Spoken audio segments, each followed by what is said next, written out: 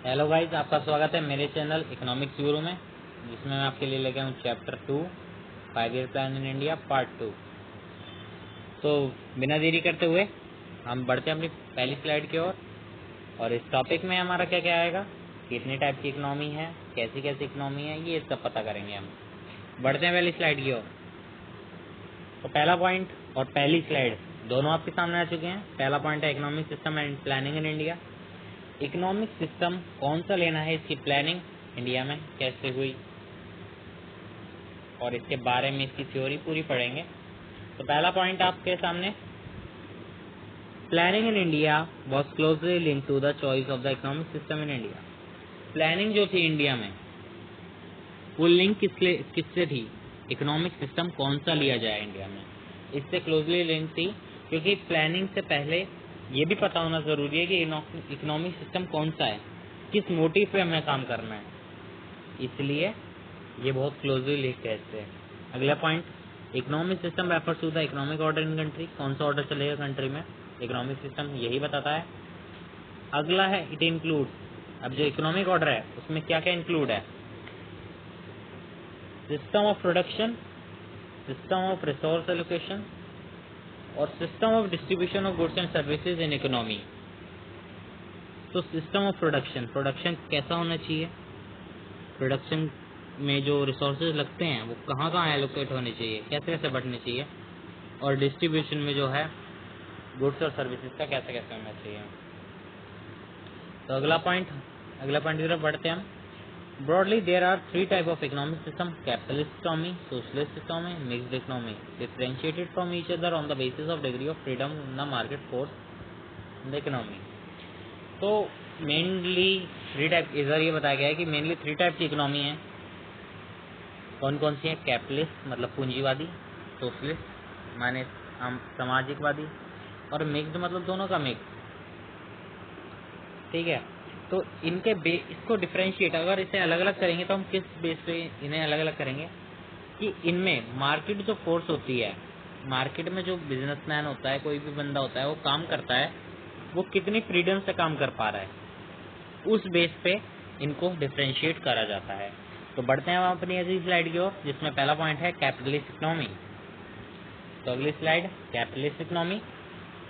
Capitalist economy की definition जान ले हम, और डेफिनेशन बिल्कुल एग्रीगेट होनी चाहिए, बिल्कुल करेक्ट होनी चाहिए। प्लीज़ अपनी तरफ से कोई भी डेफिनेशन मत बनाइएगा, तो ज़्यादा बेटर रहेगा। बढ़ते हैं।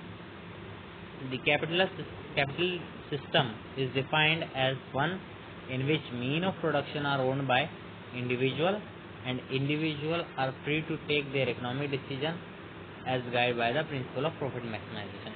तो कैपिटलिस्ट इकोनॉमी कौन सी होती है, पूंजीवादी इकोनॉमी, जिसमें बिजनेसमैन पैसा लगाता है, पैसे को ही जो है बोल सकते हैं प्रेफरेंस दी जाती है। तो कैपिटलिस्ट इकोनॉमी कैसी होती है, एक ऐसी इकोनॉमी होती है जिसमें मीन्स ऑफ प्रोडक्शन जो होता है एक अकेला बंदा कर सकता है, एक अकेला इंडिविजुअल कर सकता है, और उसकी फ्रीडम इतनी होती है कि वो अपने इकोनॉमिक डिसीजन खुद ही ले, और किस बेस पे ले कि उसका प्रॉफिट जो है मैक्सिमाइज हो जाए। अब फीचर की तरफ आते हैं हम। There is a private ownership of the means of production, आप इसे प्राइवेट इकोनॉमी भी बोल सकते हैं वैसे। तो there is a private ownership of the mean of production. Private ownership होती है क्योंकि हर एक बंदा प्राइवेटली अपनी कंपनी को चलाएगा। अगला पॉइंट है mean of production are use in a manner by which they can maximize their production. Production कुछ इस तरीके से करा जाता है कि प्रॉफिट जो है ज़्यादा से ज़्यादा हो। अगला point, only those goods are produce which are maximize profit in the domestic market and foreign market. सिर्फ वही प्रोडक्ट बनाए जाते हैं जिसमें डोमेस्टिक मार्केट में as well as foreign market में भी उसकी प्राइस ज़्यादा हो और उससे प्रॉफिट भी ज़्यादा मिले। अब ये पढ़ चुके हैं कि प्राइस ज़्यादा होगा तभी प्रॉफिट ज़्यादा होगा। तो मैक्सिमाइज प्रॉफिट ऐसी चीज़ करें, वैसी ही चीज़ डोमेस्टिक और फॉरेन मार्केट में उतारी जाती हैं, ऐसी ही चीज़ का प्रोडक्शन होता है। Development is limited to maintain law and order and defence of the country. जो डेवलपमेंट होता है, मतलब जो सरकार जो डेवलपमेंट करेगी, इसमें जो सरकारी हाथ होता है, पब्लिक सेक्टर का हाथ जो होता है, वो सिर्फ इतना सा होता है डेवलपमेंट का मतलब यहाँ पे आप आगे जोड़ सकते हैं कि द रोल ऑफ गवर्नमेंट,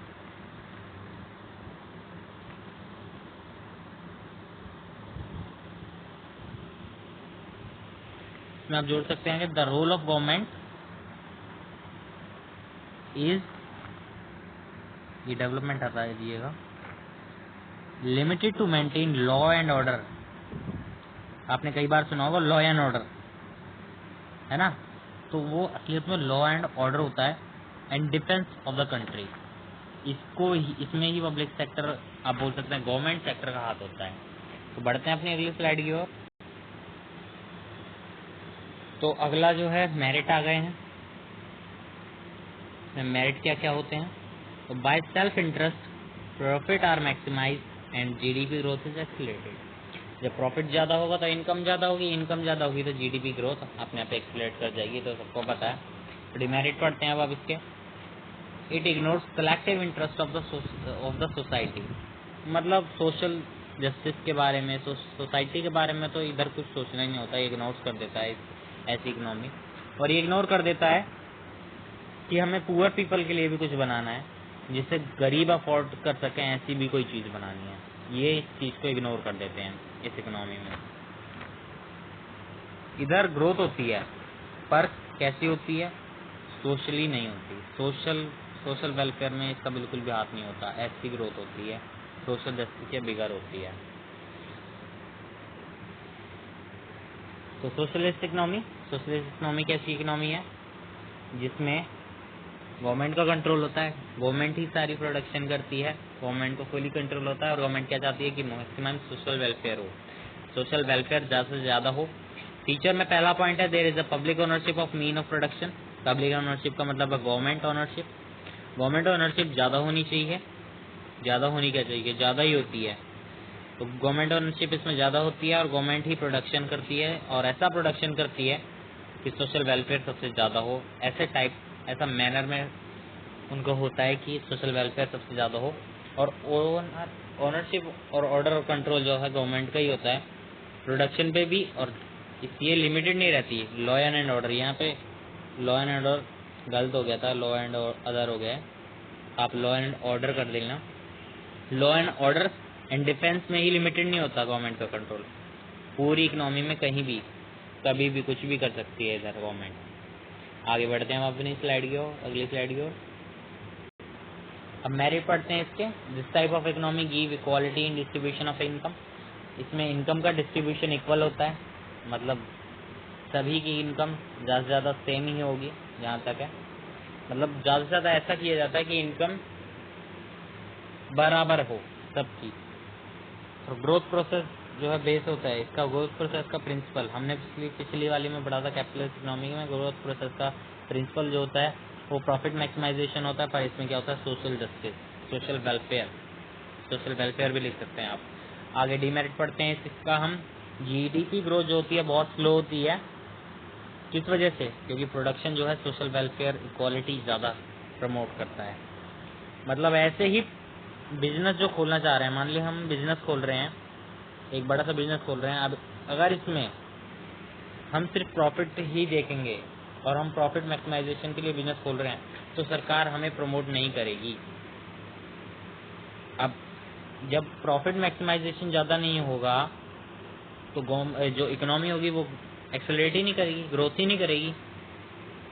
अब जब ग्रोथ ही नहीं कर रही है तो कैसे जीडीपी बढ़ेगी? तो इसलिए जीडीपी बहुत स्लो होती है, तो कई बार तो ना के बराबर ही हो जाती है। सरकार इतना वेलफेयर करती है कि सरकार के पास एक्सपेंडिचर ही नहीं होता, रेवेन्यू भी नहीं होता। रेवेन्यू कैसे होगा? करप्शन ही बहुत ज़्यादा होता है। तो ऐसे बिजनेस को प्रमोट किया जाता है जो सिर्फ सोशल वेलफेयर के बारे में सोचें, ऐसे को नहीं जो प्रॉफिट मैक्सिमाइजेशन के बारे में सोचें। यही इसका सबसे बड़ा डिमेरिट है, आप बोल सकते हैं ड्रॉबैक भी है इसका। तो आगे बढ़ते हैं हम अगली स्लाइड की ओर। तो चलिए अब आप सही से समझ जाएंगे कि सोशलिस्ट और कैपिटलिस्ट में डिफरेंस क्या है। डिफरेंस तो आप समझ ही गए होंगे, पर तीसरी इकोनॉमी उसके फायदे और घाटे आप सही से समझ लेंगे इस चीज़ को इसमें देख के। तो मिक्स्ड इकोनॉमी कैसी इकोनॉमी है? The Indian economic system. India ने इसे अडॉप्ट कर रखा था, इसलिए यहाँ पे आगे लिखा हुआ the Indian economic system.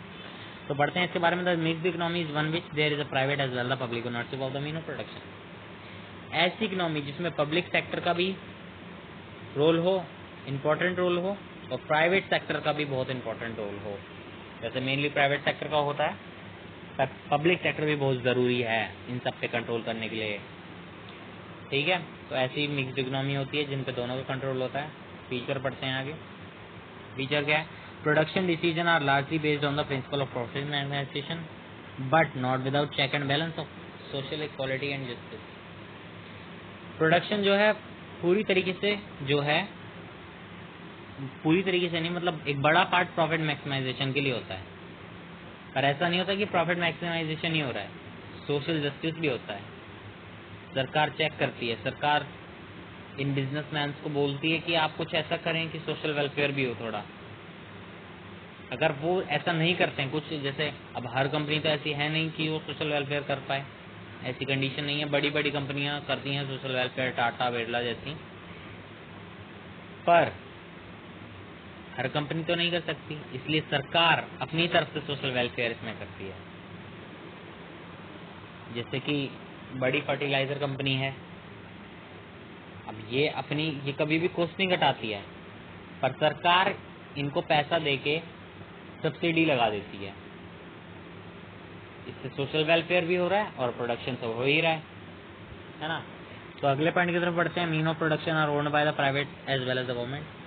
Production जो है प्राइवेटली भी होता है, गवर्नमेंट के हिसाब से भी होता है, गवर्नमेंट भी करती है, मतलब कई कंपनियां गवर्नमेंट की भी हैं इसमें, ऐसी बात नहीं है कि सिर्फ प्राइवेट सेक्टर ही चला रहा है, गवर्नमेंट की भी हैं इसमें कई कंपनियां। पहले ज़्यादातर कंपनी गवर्नमेंट ही हुआ करती थी, PSU हुआ करते थे, पब्लिक सेक्टर अंडरटेकिंग। बाद में प्राइवेट हुए धीरे धीरे, जब बेचे गए गवर्नमेंट के द्वारा, बहुत कम कॉस्ट पे बेचे गए थे। अब इसका उदाहरण ऐसे ले सकते हैं कि प्राइवेट स्कूल्स भी होते हैं और गवर्नमेंट स्कूल्स भी होते हैं, दोनों ही पढ़ा रहे हैं, एक इकोनॉमी में स्टडी का काम कर रहे हैं, एक एजुकेशन का काम कर रहे हैं, एजुकेशन सिस्टम में है, दोनों ही हैं, प्राइवेट भी है गवर्नमेंट भी है। अगले पॉइंट की तरफ बढ़ते हैं हम। In private sector base is maximize profit and public sector base is social welfare. मतलब दोनों जब काम करेंगे तो प्राइवेट सेक्टर अपना प्रॉफिट मैक्सिमाइज करेगा। ऐसे जैसे मैंने फर्टिलाइजर वाला बताया आपको, फर्टिलाइजर कंपनियां जो होती हैं वो तो प्रॉफिट मैक्सिमाइजेशन देखती हैं, पर पीछे से गवर्नमेंट उन्हें पैसे दे देती है जिससे कि वो सब्सिडी, उसके रेट जो है कम कर देते हैं। तो मतलब सोशल वेलफेयर हो रहा है पब्लिक सेक्टर के द्वारा, पब्लिक सेक्टर मतलब गवर्नमेंट के द्वारा सोशल वेलफेयर भी हो गया और प्राइवेट सेक्टर के द्वारा प्रॉफिट भी हो गया। अगला पॉइंट की तरफ बढ़ रहे हैं। Public as well as private play important role in mixed economy. दोनों इसका ही बहुत बड़ा रोल होता है मिक्स्ड इकोनॉमी में। अब इस बात को आप समझ गए होंगे कैसे। आपने पढ़ लिए डिमेरिट जो है कैपिटलिस्ट इकोनॉमी के भी और सोशलिस्ट इकोनॉमी के भी। तो इस बात से आप समझ सकते हैं कि अगर दोनों एक साथ काम कर रहे हैं, जैसे यहाँ पे मैंने आपको फर्टिलाइजर वाला बताया, ऐसे कई बार, कई एक नहीं है ऐसी उदाहरण, कई हैं, बहुत सारे हैं। जैसे कि अभी आप दिल्ली में देख रहे होंगे कि 200 यूनिट तक बिजली फ्री है, डोमेस्टिक पावर जो है वो फ्री है, जो घरों में जा रही है बिजली वो फ्री है। वो कैसे फ्री है कि जो टाटा पावर है, ये जितनी भी और अलग अलग BSE है, वो सब अपना प्रॉफिट मैक्सिमाइजेशन तो कर ही रही है, उनको सरकार पैसा दे रही है, पर आपका भी सोशल वेलफेयर इसमें हो रहा है ना। तो ये दूसरा एग्जांपल एक और हो गया, तो आप इसे एग्जांपल में लिख सकते हैं वैसे। तो आप समझ गए होंगे पब्लिक और प्राइवेट दोनों का ही बहुत बड़ा रोल होता है, और यही इकोनॉमी कामयाब इकोनॉमी है। देश की ज़्यादातर इकोनॉमी कामयाब इकोनॉमी है। कुछ कंट्रीज ऐसी हैं जिनमें अभी भी जो है सोशलिस्ट इकोनॉमी चल रही है। तो बढ़ते हैं आगे हम। तो अगली स्लाइड आपके सामने आ चुकी है और आप देख पा रहे हैं कि पहले डीमेरिट दे दिया है। पहले हम मेरिट पढ़ रहे थे हर बार, पर अब डीमेरिट दे दिया है। तो यहाँ पे थोड़ा सा गलत हो गया था, इसलिए काट दिया है। मिस्टेक होती रहती है, अब टाइपिंग करते रहते हैं, अपने आप ही चेंज हो जाता है वर्ड। कोई नहीं, आप डीमेरिट कर लीजिएगा। Demerit demerit in government sector in the economy which is full of corruption. Corruption बहुत ज़्यादा होता है, लीकेज बहुत ज़्यादा होती है। लीकेज मतलब आप बोल सकते हैं कि जैसे लीकेज, ऐसे आपको प्रैक्टिकली दिखाऊं लीकेज, तो लीकेज क्या है देखता है। लीकेज ऐसी होती है, जब नोटबंदी हुई तो जो छोटे छोटे लोग थे वो तो बेचारे लाइन में लग लग के नोट चेंज करा रहे थे, हर दिन 2-2 हज़ार रुपये। दूसरा दिन हुआ नहीं कि 2 हज़ार रुपये के लिए लाइन में लग गए। और जो बड़े बड़े बिजनेसमैन थे उन्होंने नोट बदलवा लिए, किसके द्वारा? मैनेजर्स की पहुंच तक के द्वारा, बड़ी अमाउंट, बहुत बड़ी अमाउंट। तो जैसे ये लीकेज हो गई, इसे ही लीकेज बोलेंगे। पहुंच के द्वारा उन्होंने नोट चेंज करा, इसे लीकेज बोलेंगे। लीकेज, करप्शन, इस सब के द्वारा लो प्रोडक्टिविटी हो जाती है, प्रोडक्टिविटी बहुत लो हो जाती है। अब आप देख सकते हैं कि अगर कोई किसान या कोई भी की सब्सिडी अगर ऊपर से अगर पैसे में आती है, वैसे अब तो बैंक अकाउंट में डायरेक्ट आ जाती है, पर पहले आती थी पैसों में, पैसे हाथ में हो के आते थे, सब बंदों के पैसे आते थे। 50,000 रुपये आ गए, ये बटेंगे अब। तो वो 50,000 रुपये आते, ऊपर से नीचे आते आते 50 से वो 10 या 20 ही रह जाते थे। तो एक करप्शन था, लीकेज थी, जिसके द्वारा लो प्रोडक्टिविटी होती थी। अब मान लीजिए किसान को इन्वेस्टमेंट के लिए जो है 50,000 रुपये किसान को मिलेंगे, ऐसा हो 50, जो गरीब किसान है, अब ऊपर से पैसे आते, नीचे आते, किसान को अपने पैसे निकलवाने के लिए भी कुछ रिश्वत देनी पड़ती, तो नीचे कट कटा के 10,000 रुपये ही आ पाते, जिससे खेती हो ही नहीं सकती। एक बड़े किसानों के पास बड़े बड़े खेत होते हैं, पर वो फिर भी गरीब होते हैं, क्योंकि प्रोडक्शन नहीं कर पाते, इन्वेस्टमेंट ही नहीं है, तो कैसे करेंगे, कैसे? लो प्रोडक्टिविटी हो जाती है। ऐसे मैंने आपको बता दिया। अब मान लीजिए कोई इंडस्ट्री है, उसका जो है नक्शा पास कराना है इंडस्ट्री को मैन्युफैक्चर करने का, तो उसके लिए पैसे दो। कोई क्यों पैसे देगा? वो देश के जीडीपी में योगदान कर रहा है, वो क्यों पैसे देगा? तो ये लो प्रोडक्टिविटी के थोड़े बहुत कारण है, ये करप्शन, लीकेज वगैरह वगैरह। और यही करप्शन किसको प्रमोट करता है? Conversion of privatisation of the public enterprises. Her public enterprises का कन्वर्जन होना चाहिए प्राइवेट सेक्टर में, यही करप्शन है। यही करप्शन का जो है, आप बोल सकते हैं करप्शन की वजह से यही होता है कि लोगों को लगता है कि ये सब प्राइवेट हो जाना चाहिए। जैसे अब आप दिल्ली मेट्रो देखेंगे कितनी साफ सुथरी है। वैसे तो अब इंडियन रेलवे भी काफी साफ सुथरी होती जा रही है, पर उतनी कभी नहीं हो सकती है जितनी दिल्ली मेट्रो है। दिल्ली मेट्रो अभी प्राइवेट सेक्टर के अंडर आती है, प्राइवेटली काम कर रही है। आप देखेंगे कि दिल्ली मेट्रो में तनख्वाह भी काफ़ी कम होती हैं, ज़्यादा भी नहीं है। जिस हिसाब से रेलवे में तनख्वाह है उस हिसाब से दिल्ली मेट्रो में नहीं है। आप देखिए अब इसके मेरिट पढ़ेंगे तो डीमेरिट तो आपने देख लिए, डीमेरिट से आपको पता चल गया कि इसका बस इतने से डीमेरिट है जो कि हमारे ही कारण है। अब इसके मेरिट पढ़िए। डीमेरिट इसलिए मैंने आपको पहले दिखाए हैं क्योंकि उस टाइप के डीमेरिट नहीं है कि ये इकोनॉमी को बिल्कुल ही बेकार कर दे, और इसके अलावा कोई इकोनॉमी हम ले भी नहीं सकते, ऐसी भी कोई इकोनॉमी है नहीं। तो मेरिट्स पढ़ते हैं। अब in mixed economy merits is that it have both capitalist as well socialist economy merits. Mixed economy में दोनों इकोनॉमी के मेरिट्स होते हैं। कैपिटलिस्ट इकोनॉमी में प्रॉफिट मैक्सिमाइजेशन हो रहा है, जीडीपी ग्रोथ होती जा रही है, और सोशल इकोनॉमी में सोशल वेलफेयर हो रहा है, सोशलिस्ट इकोनॉमी में। तो दोनों के मेरिट एक साथ आ गए। मिक्स्ड इकोनॉमी में दोनों चीज हो रही हैं, पर जीडीपी ग्रोथ पूरी तरीके से हो रही है। One and GDP growth is focused bye the private sector. एक तरफ से प्राइवेट सेक्टर जीडीपी ग्रोथ करता रहता है प्रॉफिट मैक्सिमाइजेशन कर करके, और वेलफेयर पब्लिक सेक्टर करता रहता है। मिक्स्ड इकोनॉमी सबसे अच्छी इकोनॉमी इसलिए मानी जाती है क्योंकि दोनों ही इसमें मेरिट भी अच्छा है और डीमेरिट भी ऐसा है कि हम इसे खत्म कर सकते हैं चाहें तो वीडियो का एंड करते हैं दोस्तों। वीडियो का एंड हो गया, ये पॉइंट यहीं खत्म, और अगली पॉइंट में जो है अगली वीडियो में चैप्टर खत्म हो जाएगा। तो अगर आपको वीडियो पसंद आई तो लाइक कमेंट शेयर ज़रूर करना। और बुक प्लीज जरूर पढ़ लेना। बिना बुक पढ़े कुछ नहीं हो सकता। आप नहीं सोच रहे हो ये नोट्स पढ़ के आप पेपर करे आएंगे, ऐसा कभी नहीं होगा। ये तो बहुत नॉर्मल वर्ड्स जो मैंने यूज करे हैं आपको लैंग्वेज को, आपकी लैंग्वेज समझ, आपको लैंग्वेज समझाने के लिए। ये आप अपनी कॉपी में जरूर कर सकते हैं, पर जब पेपर में करेंगे तो टीचर का देखने का अलग ही तरीका होता है। वो देखता है कि वर्ड्स कैसे कैसे यूज करे गए हैं। इकोनॉमी आप एक बड़े लेवल पे हैं, 12th क्लास में हैं, तो टीचर भी ये आशा रखता है कि आप अच्छे अच्छे वर्ड्स यूज करें, अच्छी इंग्लिश यूज करें। हिंदी वालों के लिए भी यही है। आप अब हिंदी में तो मैं नोट्स नहीं डाल पा रहा हूँ और डाल भी नहीं पाऊंगा, क्योंकि मैं हिंदी में तो मैंने पढ़ी ही नहीं है, तो मेरे को इंग्लिश के ही ज़्यादातर आते हैं। पर हिंदी में मैं समझा देता हूँ, क्योंकि हिंदी हमारी मातृभाषा है। पर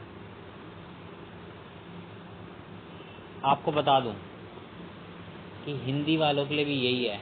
कई वर्ड्स ऐसे होते हैं जो कि आप नॉर्मली आपकी जो मदर टंग है उसमें लिख के आ जाते हैं, बट ऐसा नहीं है, आपको स्पेसिफिक वर्ड यूज करने हैं।